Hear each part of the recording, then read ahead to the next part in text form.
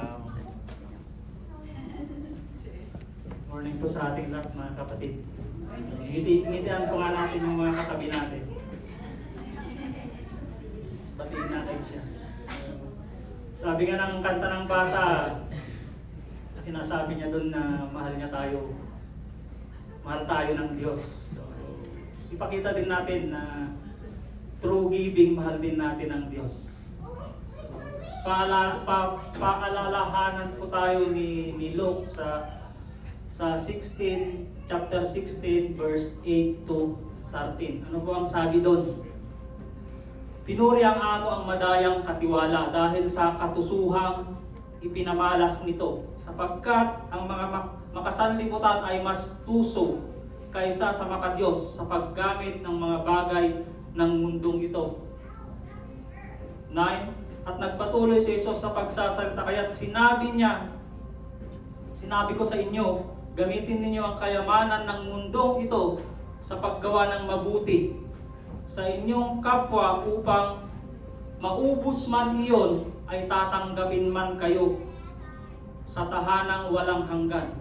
So nauubos pala yung mga kayamanan natin, nauubos yung lakas natin, nauubos yung effort natin sa paggawa ng kung anong ginagawa natin sa buhay. So pinaalalahanan talaga tayo ni Lucas. So sa 10 sabi dito, ang mapagkakatiwalaan sa maliit ng bagay ay mapagkakatiwalaan din sa malaking bagay. So pag may maliit na bagay sa'yo, pagkatiwala mo yun sa Diyos, ibigay mo yun sa Diyos. Ano man yung maliit na bagay na ibinigay sa'yo, talent man yun, treasure man yun, ano man yun, ibigay mo sa Diyos yun. Para pag napapurihan ng Diyos, palalakihin niya yun, palalaguin niya yun. Hindi ikaw ang magpapalago nun, ang Diyos, kasi yun ang sinabi rito sa paalala ni Lucas. So, ang mandaraya sa maliit na bagay ay mandaraya rin sa malaking bagay. Totoo yun. Pag nandaya ka sa maliit na bagay, sigurado yung ibibigay na mas malaki ang Diyos sa'yo, dadayain mo yun. So kaya sa verse 11, kaya kung hindi kayo mapagkakatiwalaan, sabi rito, sa mga kayamanan ng mundong ito, sino ang mapagkakatiwalaan sa inyo ang tunay na kayamanan? Pagkakatiwalaan ba kayo yung tunay na kayamanan na ibibigay ng Diyos? Kayo lang ang makakasagot nun. Hindi po ako. So at kung hindi kayo mapagkakatiwalaan sa kayamanan ng iba, sino ang magbibigay sa inyo ng talagang para sa inyo?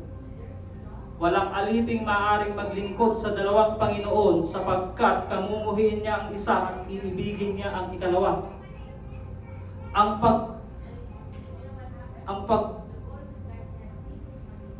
Pag-uukulan niya ng tapat ang isa, hahamakin man niya ang ikalawa. Hindi kayo maaaring maglingkod sa Diyos at sa kayamanan.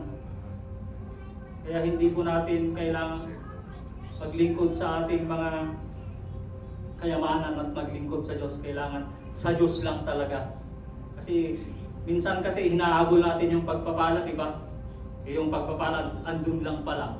Hindi mo na dapat habulin. Kasi ikaw pa lang pagpapala na. Di ba? So paalala yun sa atin. So sabi naman ni Paul sa 2 Corinthians, sana ma-encourage po tayo dito sa sinabi ni Paul dito sa 2 Corinthians 9:6-9. Ito ang ibig kong sabihin, ang nagtatanim ng kakaunti at ang nagtatanim ng marami ay aani rin ng marami. Pag nagtanim ka ng kaunti, siguradong aani ka ng kakaunti. Kung nagtanim ka ng marami, aani ka ng marami. Kaya isa buhay po natin ito, mga kapatid. So nung nakaraan na nagsalita ko rito, ano yung sinabi? Devoted ka ba sa Diyos or distracted sa mga panahon ito sa ganitong gawain? Kasi ang pagbibigay, gawain din ng Panginoon yan. Kasi sabi ko ni David sa Psalms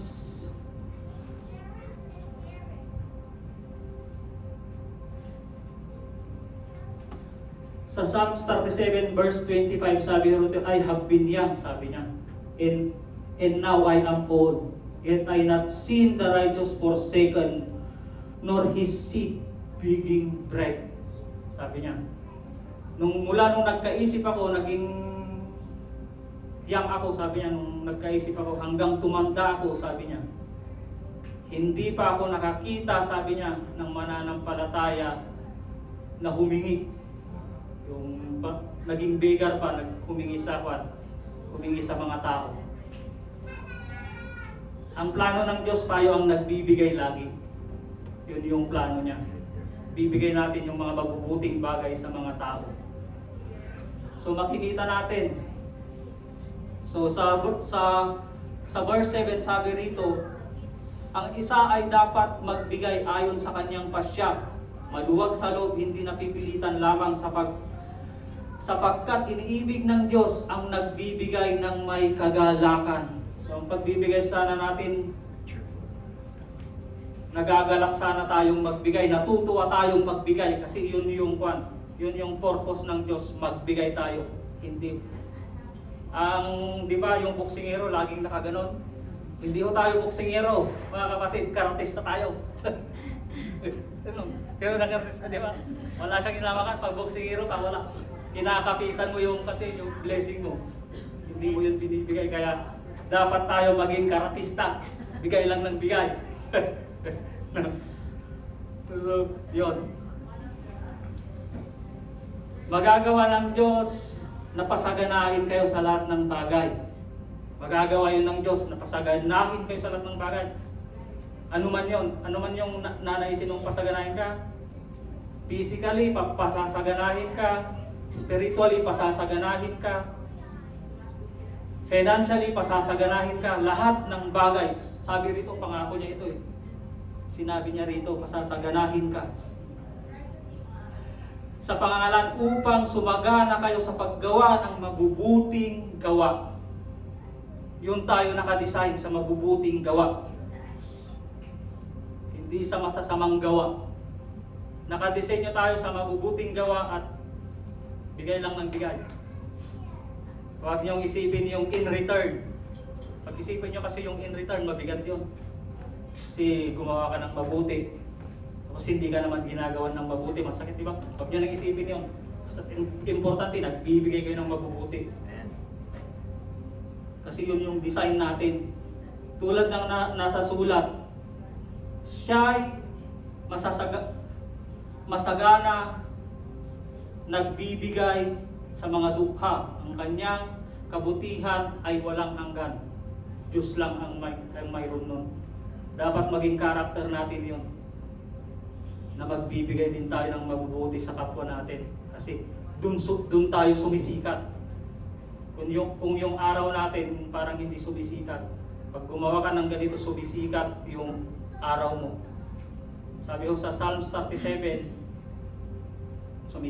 sumisikat ka daw para ka sa nasa tanghaling tapat, maliwanag na maliwanag, hindi nagdidilim. So yun lamang po mga kapatid ang paalala sa atin sa umagang ito. Tunay nga na napakabuti ang Diyos. To God be all the glory. Sana na-encourage po kayo.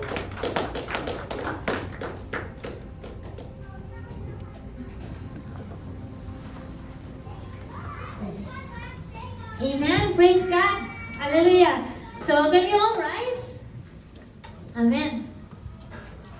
Glory to the name of God. Amen. Are we all ready to praise the Lord? Amen. Sabi nga sa John 3:16, for God so loved the world that He gave His only begotten Son. And whoever believes in Him shall not perish but have everlasting life. Amen? Amen. So, let's just rejoice today. Let's just give Him praise because His love is never ends. His love is unfailing. His love never fails. And His love is limitless, mga kapatid. Amen. So let's just give praises to our living God today. Hallelujah. You deserve the praises. The glory and honor belongs to you, Jesus.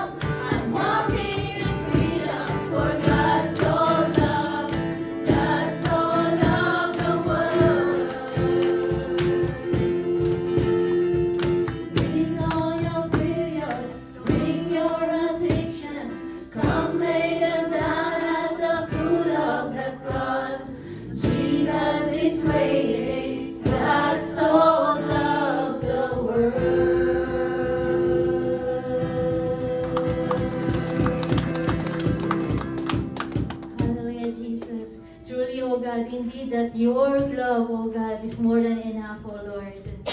Jesus, you have the greatest love, oh God, that you have given to us, God. Right here, right now, Lord God, we just want, Lord God, to celebrate that love, God, that you have poured in us, Lord, that you poured us, Lord God.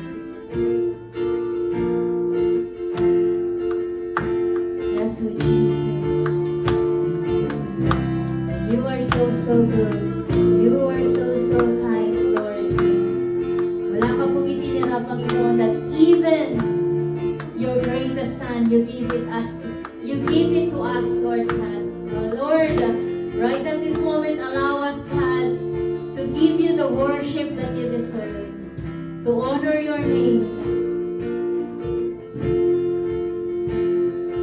to give you, O Lord God, the exaltation, the blessings that you deserve.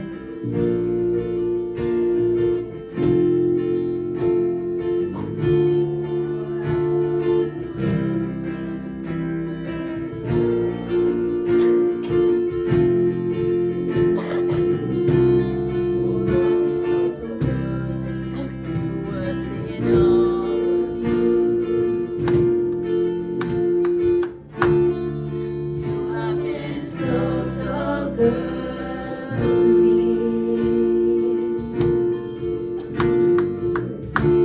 For I took a breath, you breathed your life to me.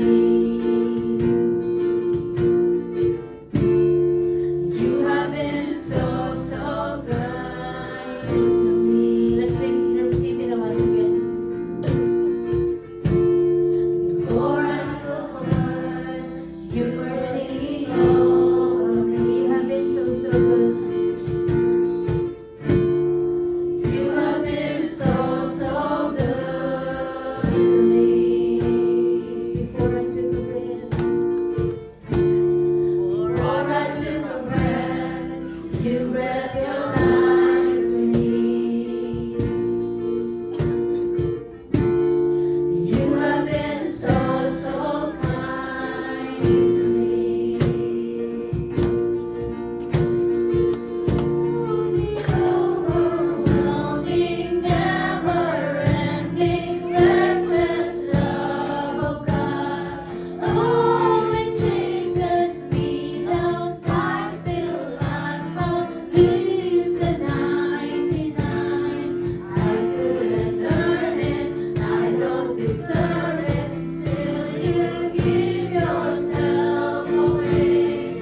Oh, the overwhelming, never-ending, reckless love of God.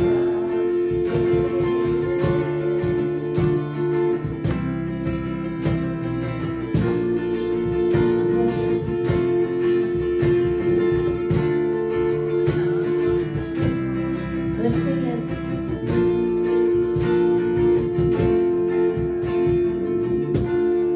When I was your foe, still your love fought for me. You have been so, so good to me. When I felt no word, you paid it all for me.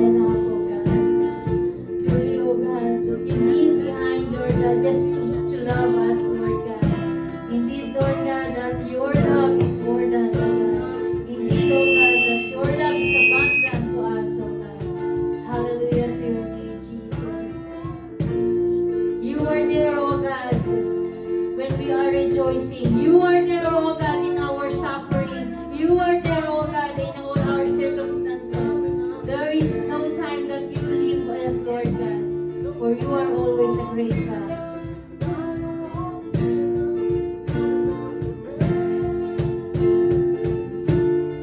Shadow you will light up, mountain you will climb up, coming up, yes, God. No one you won't take down, fly you won't tear down, coming up. There is no shadow you will light up, mountain you will climb up, coming up. That's how you love us, Lord. No one you won't take down, fly you won't tear down. Every circumstance you are there, oh God. You will light our path. You will give the lamp unto our feet, Lord God, because you are the light, the source, oh God. Indeed that you are a great light, tear down, coming after me. There is no shadow you won't light up, mountain you won't climb up, coming after me. No wall you won't kick down, lie you won't tear down, coming after me. The overwhelming, never-ending, reckless love of God.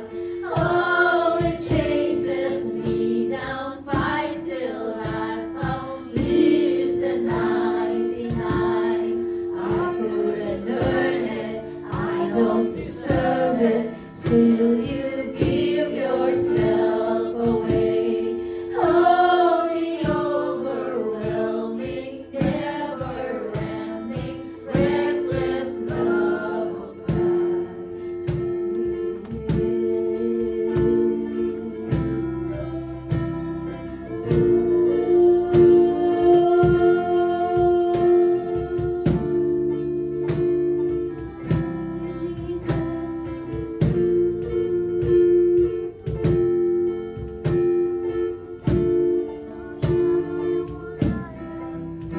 Truly, that our God's love for us is never ending. Thank you, God, for your loving kindness for all of us. Despite of our sins, of our transgression, you remain faithful to us. Thank you, God, that you show your love for us on the cross. Yes, Lord. When you give your only begotten Son for us to save and to forgive all our sins. Thank you, God. That's why we are here, ready to give our life to you, ready to serve you, and ready to worship you. Thank you, God, for all of us that we are saved by your grace alone, not with our own efforts. Thank you once again for reminding us about your love for us. That's why we are here, Lord God, ready to hear your word and really and ready to transform our lives for your glory alone. Thank you, God. You deserve all the glory and thanksgiving. All these things belongs to you. In Jesus' name we pray. Amen. Amen. Amen. Praise God for the wonderful praise of songs to our living God. And again, it's nice to be here. I think for my second time to stand before you and boldly to preach His word to all of us. And the first time I came here, it's just Few. few. But now, you are multiplying. Hey, praise God. Truly, God is faithful. When when God's word is preached, then the Holy Spirit works. Amen. Amen. So, I remember Ephesians 2:8-9, but that was what we heard or what we sing. It says, it's not salvation, we are not earned it, and we are not deserved for it. But because of His reckless love, Amen. right?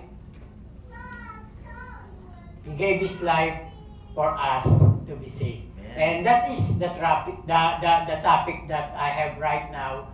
And I believe that's why we keep on preaching the Word of God, because the Bible says faith comes from hearing and hearing and hearing.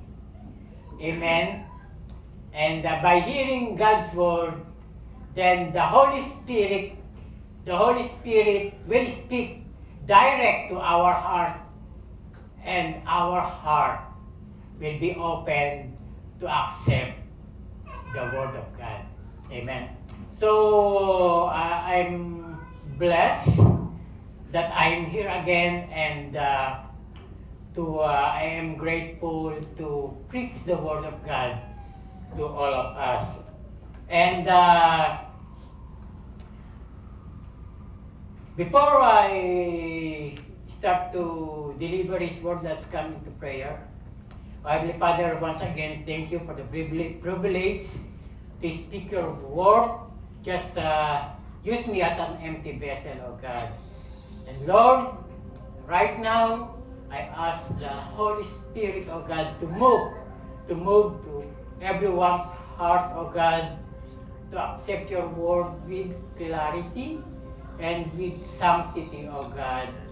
We ask for your wisdom, oh God, so that I can deliver your Word with power. And I pray also for all the listeners right now, oh God. I pray that you can open their hearts, oh God, and to take your Word seriously, and to accept what you want us to do, and to apply what we heard right now. Thank you, God, for your holy presence right now, and we pray that you will move mightily to all of us. And I want to give you the highest praise, the highest adoration. In Jesus' name we pray. Amen. Amen. So, I can read to you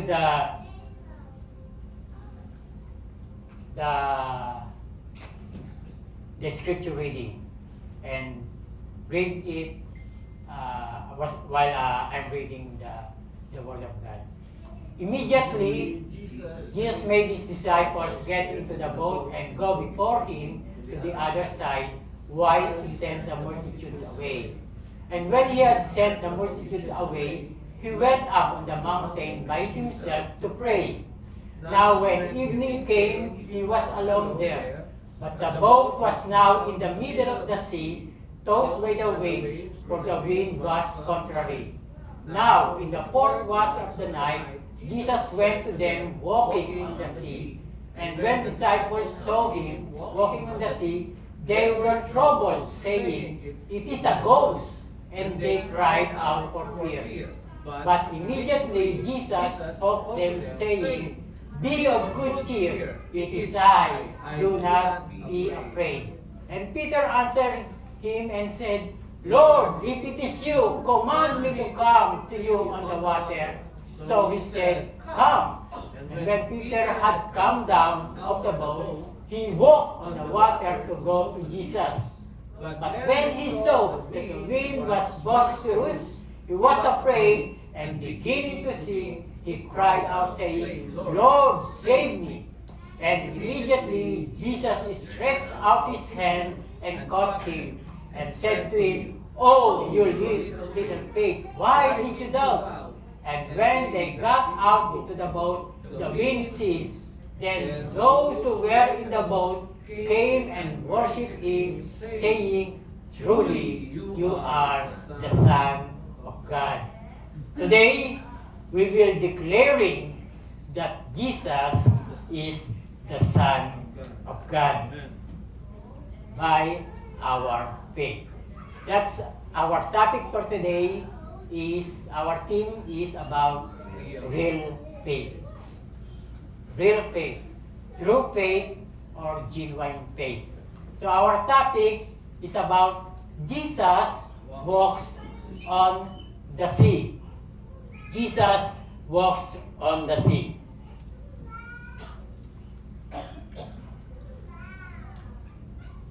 Now, what is faith?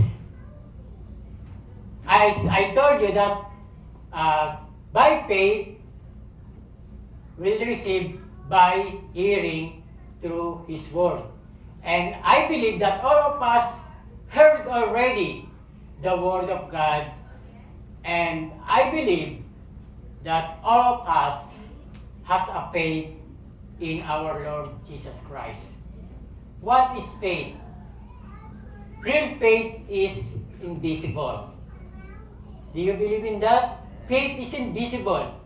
Now, to prove it to you, look the person beside you.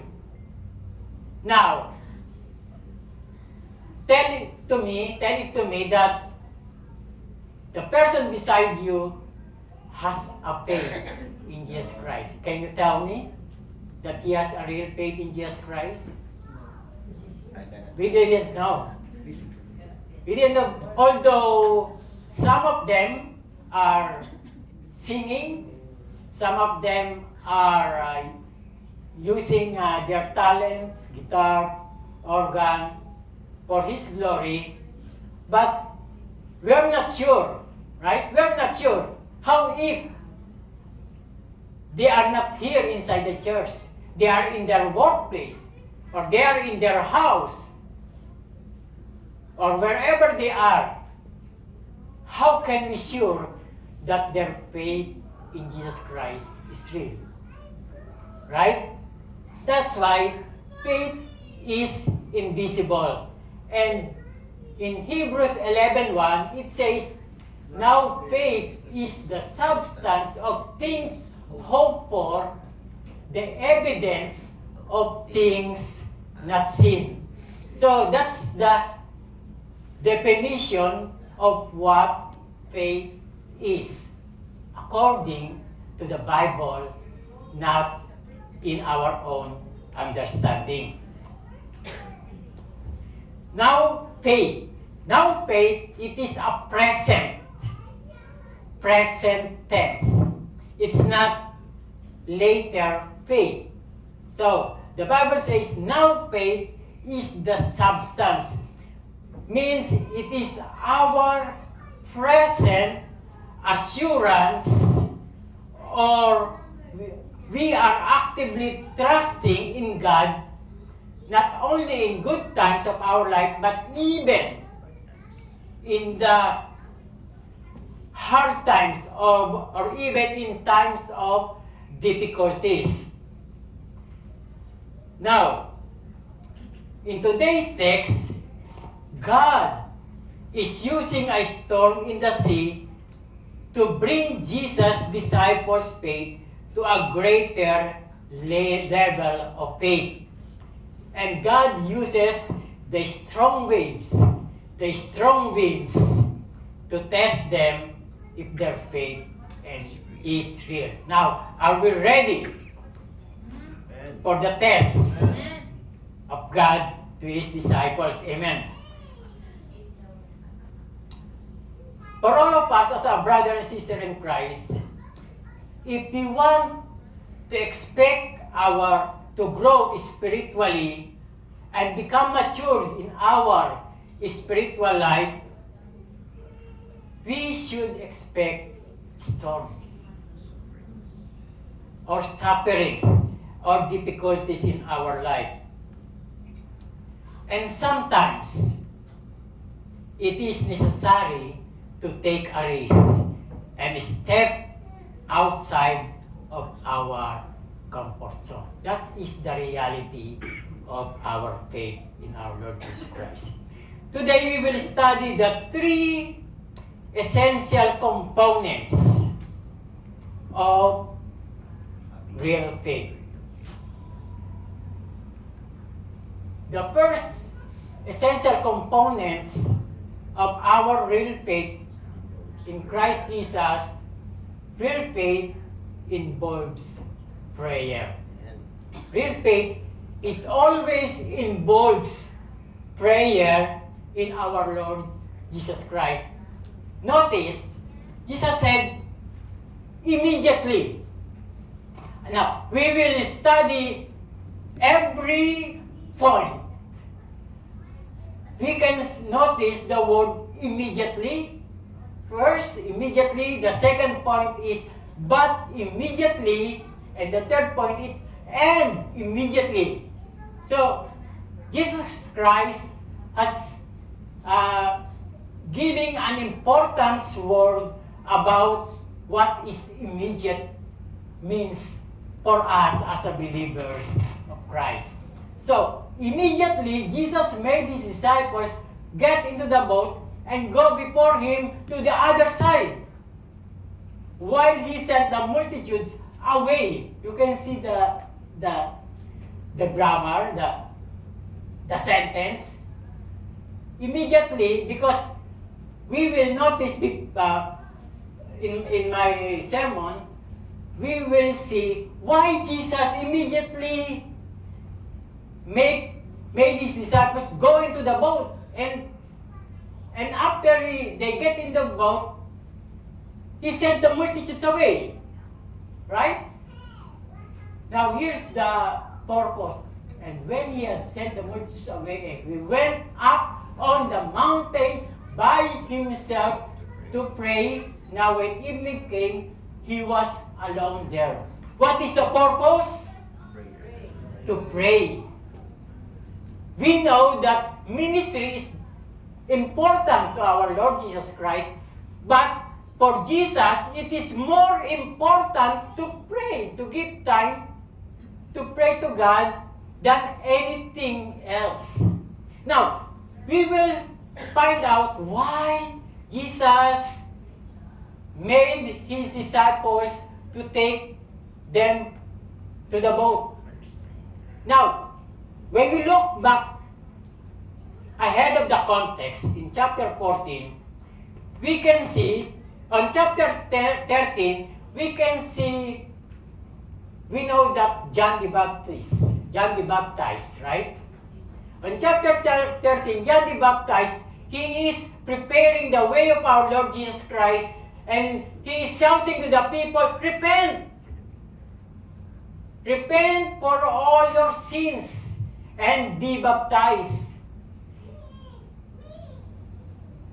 And then, when John the Baptist, when he saw Jesus,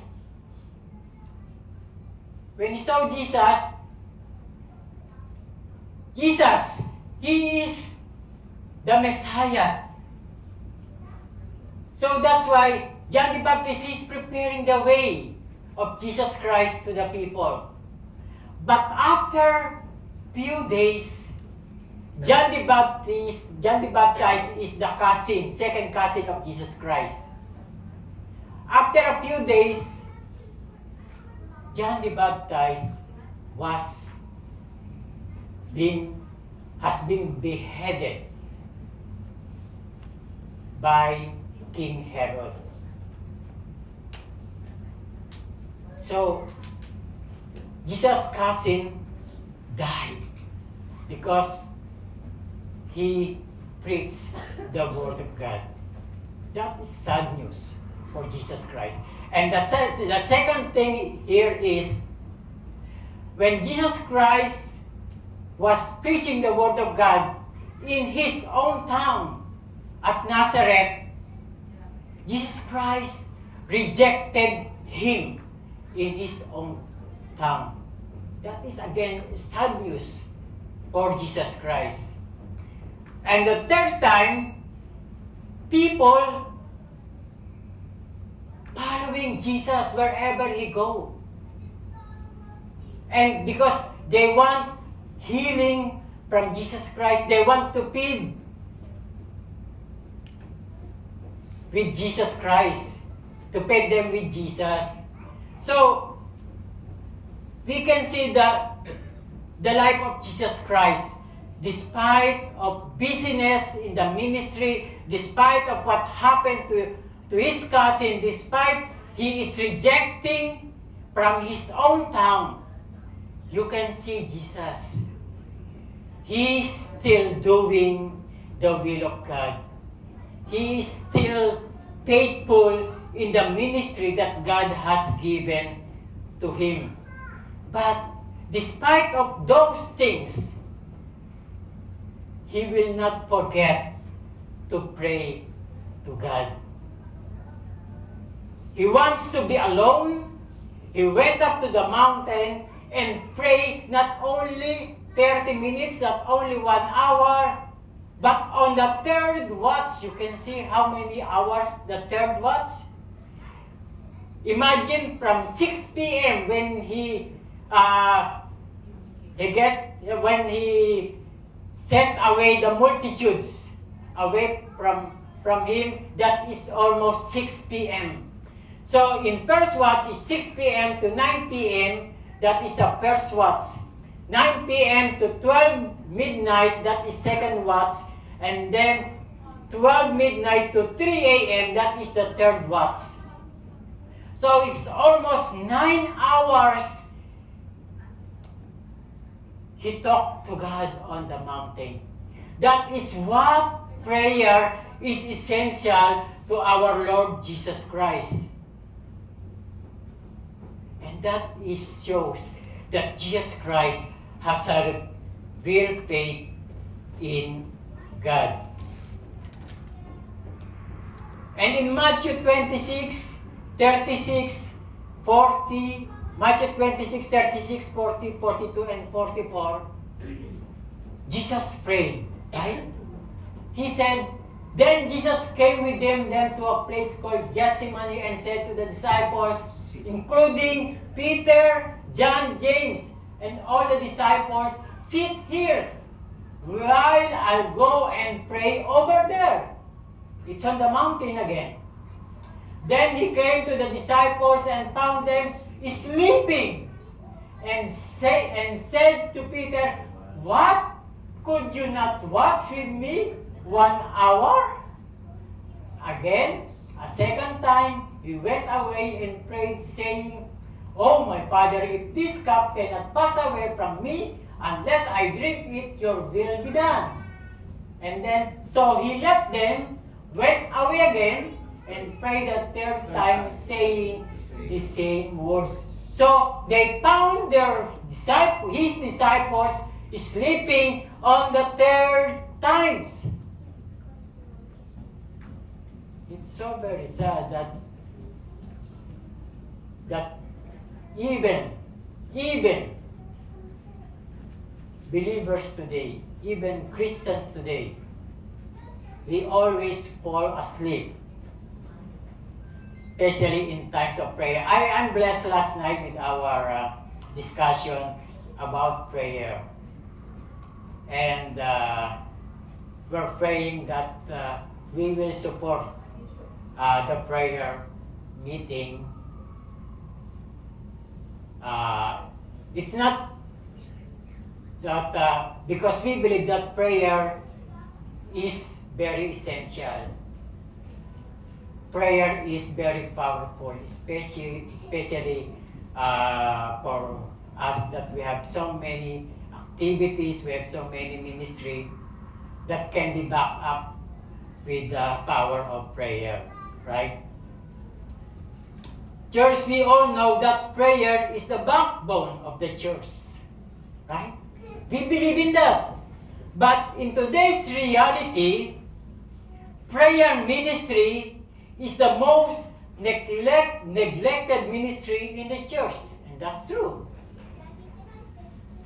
We can see believers or Christians, if there is gatherings or special event like party or any kind of events, we can see many people. But during prayer meeting, we can see few people attending. Right? That's why prayer ministry is, instead, if it is a prayer ministry, is not the backbone of the church anymore, but prayer ministry became a background. That is sad. Why it became a background? Background in all the special events in the church ministry. You think God will be glorified? No. God will not be glorified. Just remember this. Jesus was successful in his entire ministry, not because he was the Son of God. No. But because of his prayer life. Amen. Jesus prioritizing an intentional prayer with God over public ministry, and we should imitate him. So if we are looking to grow in our faith in Jesus Christ, we must start right now with prayer, because real faith might not rest on our human wisdom or even our strength, but only on God's power through prayer. Amen. Number 2, real faith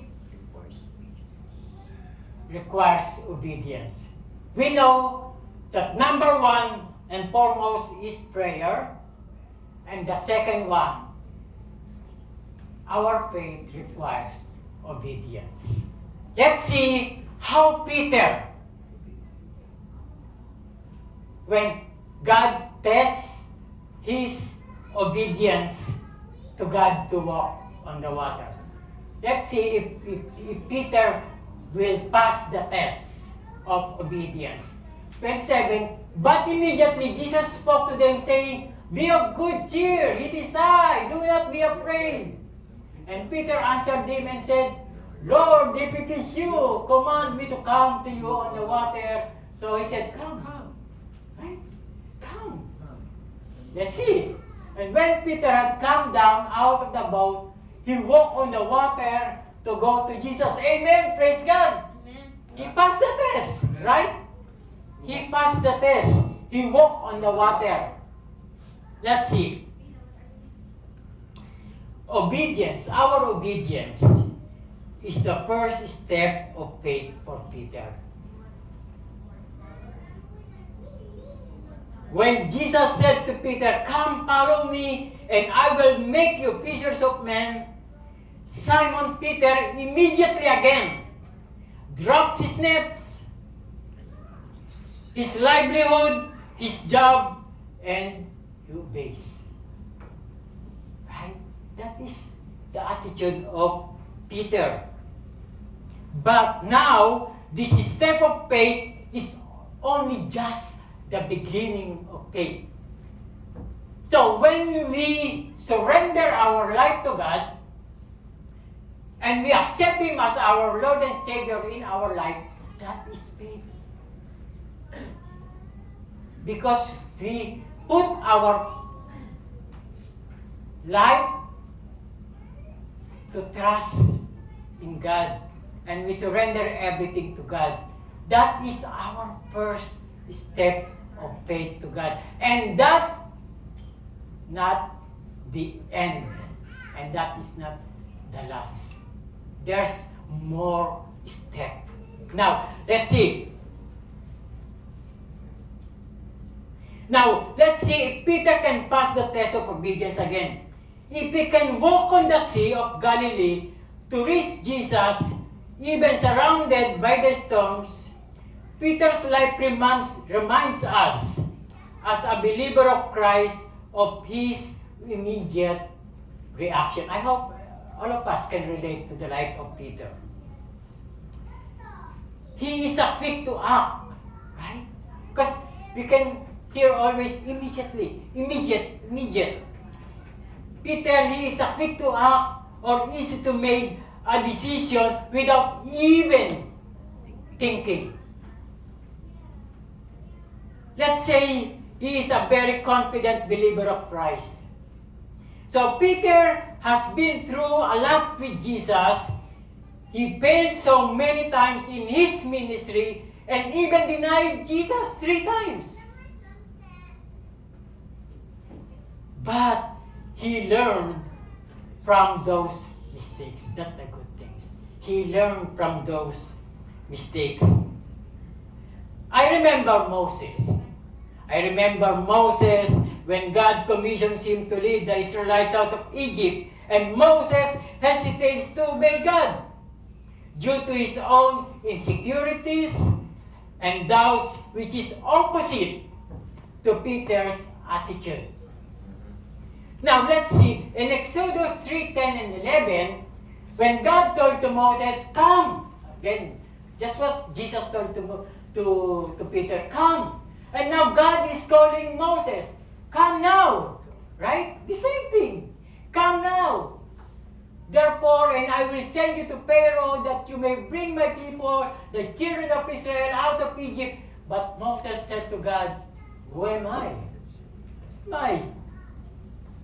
That I should go to Pharaoh and that I should bring the children of Israel out of Egypt? No way! Who am I? Right?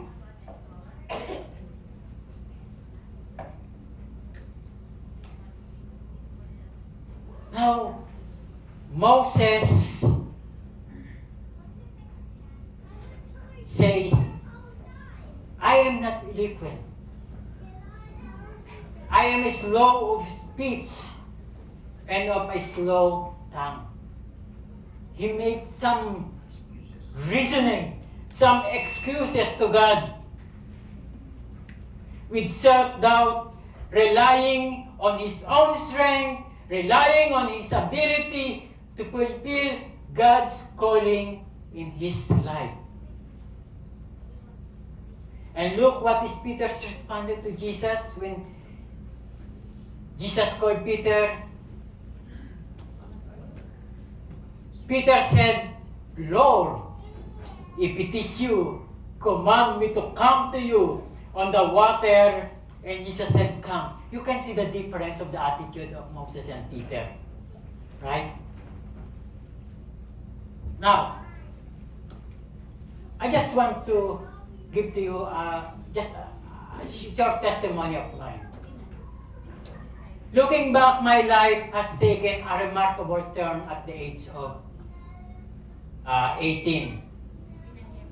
Since 1983, when God called me to serve in the ministry. I'm just only a high school graduate with a high school diploma. But I have a dream. I had initially aspired to pursue a college degree. But it didn't happen because I was aspired to work in an office one day. But unfortunately, it didn't happen. However, God's plan for me has been fulfilled far more extraordinary by God's grace and His wisdom. And now, I'm here in Canada. I'm here in Canada. I thought it's still a dream. But here I am now. Here I am. and I am humbled to be sharing the Word of God of salvation with confidence. Because knowing that I am obeying His calling despite of my limited education and my background. And that's me. If God called us to serve Him, do not hesitate to come. Because God will use us if we obey Him. My dear brethren, our real faith in Jesus requires obedience. Just like Moses, Peter, and myself. So when God called us in the ministry, don't say, "Who am I?" But say to God, "Here I am, send me." Take a positive response when God is calling us. Peter's actions demonstrated his real faith in Jesus as he trusted and obeyed Jesus, and to step out of the boat and walk on the water in the middle of the storm and came to Jesus is a risk-taking. It's a risk-taking. Church, the boat represents our comfort zone, our safety, our security. Maybe right now, we are serving God in our comfort zone. But if we have a real faith in Jesus, we must be willing to take the risk and face life challenges and storms rather than hiding it and rejecting God's calling for us right now. Now, here is a challenge to all of us. To all Spruce Grove Outreach brethren. Here is a challenge. It is a challenge for all of you. If we all have a real faith in Jesus, let's pray together and be obedient to God's will. Let's take this outreach to a new heights in prayer and obedience, and put our trust that God will give birth this outreach to a thriving church for His glory alone. That is our prayer in this outreach. By prayer and with our obedience heart, God will give us success in our plans for this outreach. And lastly, real faith reveals transformation. Prayer is essential, obedience is essential, but most of all, transformation in our life is essential as well. On verse 30, but when he saw the wind was boisterous, he was afraid, and beginning to sink, he cried out, saying, "Lord, save me." And immediately, again, right? Immediately, Jesus stretched out his hand and caught him and said to him, "Oh, you of little faith, why did you doubt?" And when they got into the boat, the wind ceased, and then those who were in the boat came and worshipped him, saying, "Truly, you are the Son of God."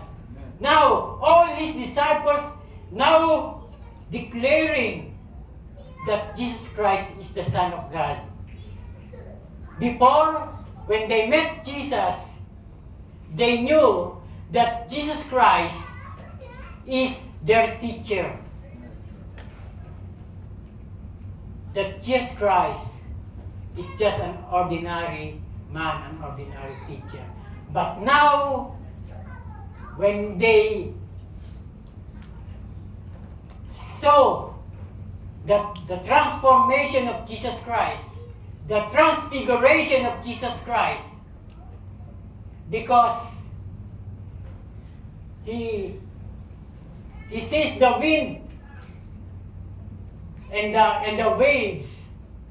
So they saw that Jesus Christ is not just an ordinary teacher.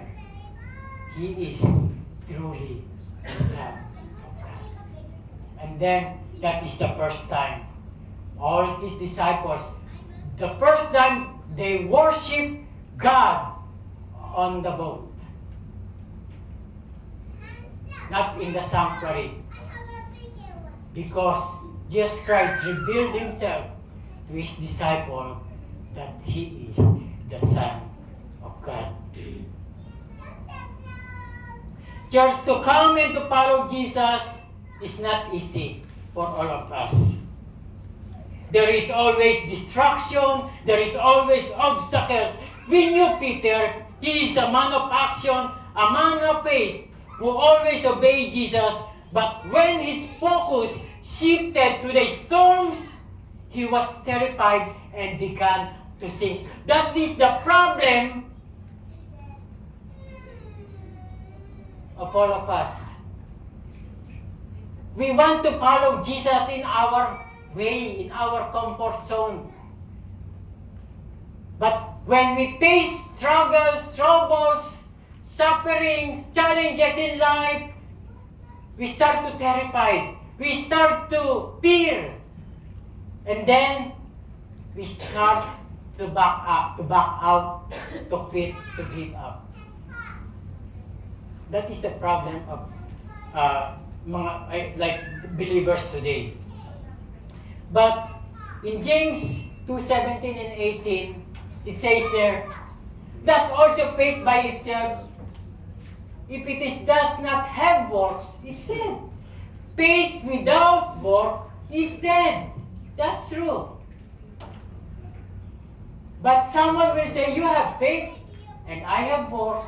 Show me your faith without your works, and I will show you my faith by my works. That's challenging, right? Challenging. Now,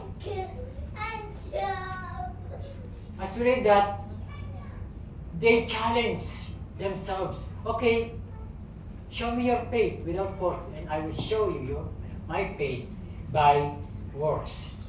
Church, real faith must be revealed and not be hidden. Not be hidden. That's why I asked you before, tell me your seatmate if he has a real faith. And then you cannot answer me, right? Means it is a conviction of things not seen, or faith is invisible. But it is biblically described as having substance that manifests in our life. Yes, we know that it is invisible, that our faith, it is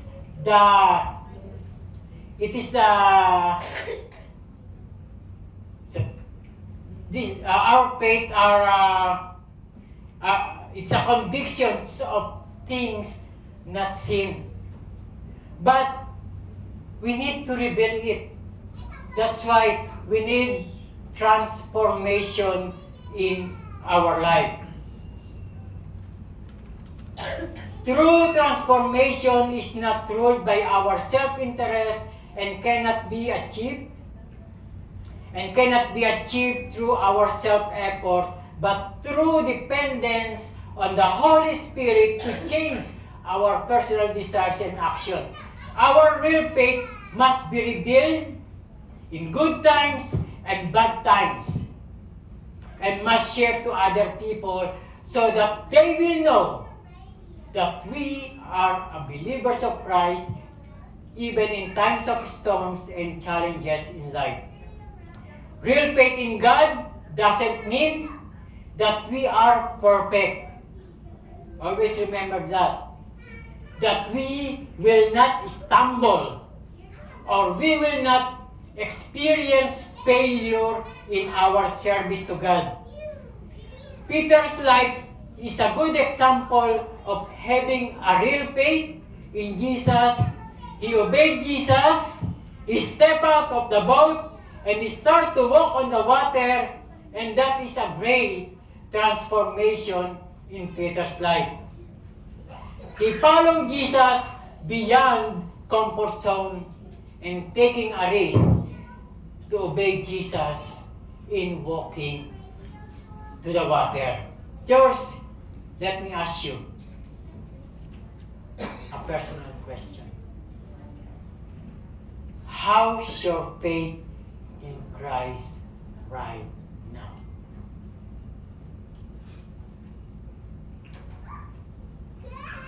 Each day, we are called by Jesus.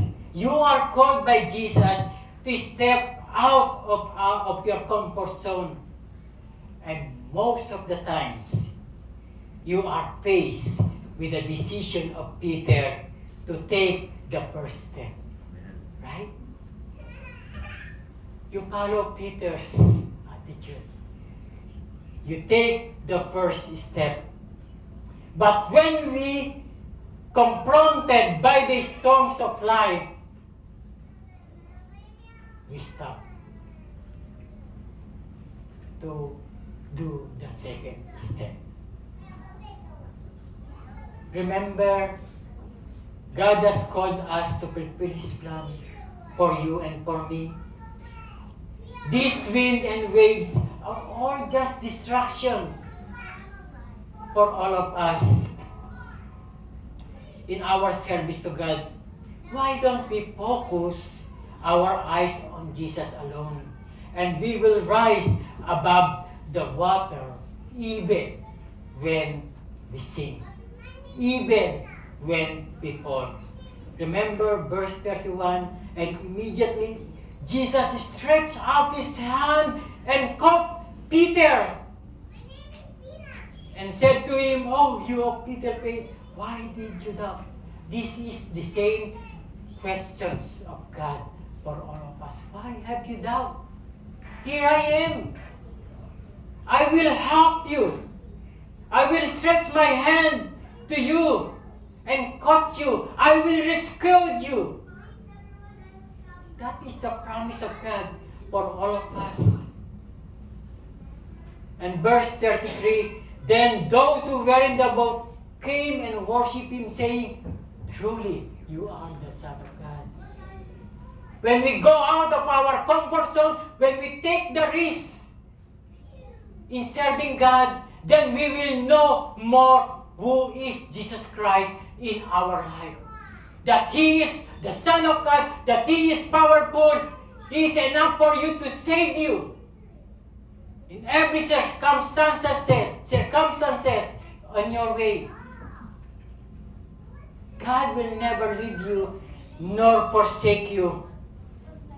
Church, as we grow spiritually in serving God, we must respond always to Jesus' authority with worship and faith, even in times of difficulties and storms of life, which means to be Christ-like through the empowerment of the Holy Spirit, and our faith reveals an outward manifestation through obedience, through the fruit of the Holy Spirit, and good works that glorifies God.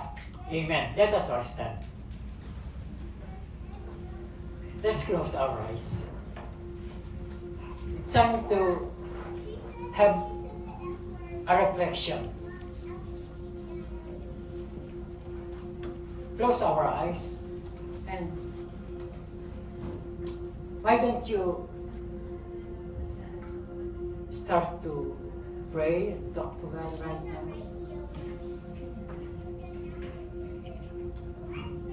My dear brothers and sisters in Christ, let us always remember these three essential components of having real faith in Jesus. Real faith involves prayer. Real faith requires obedience. Real faith reveals transformation. Now, let's close our eyes.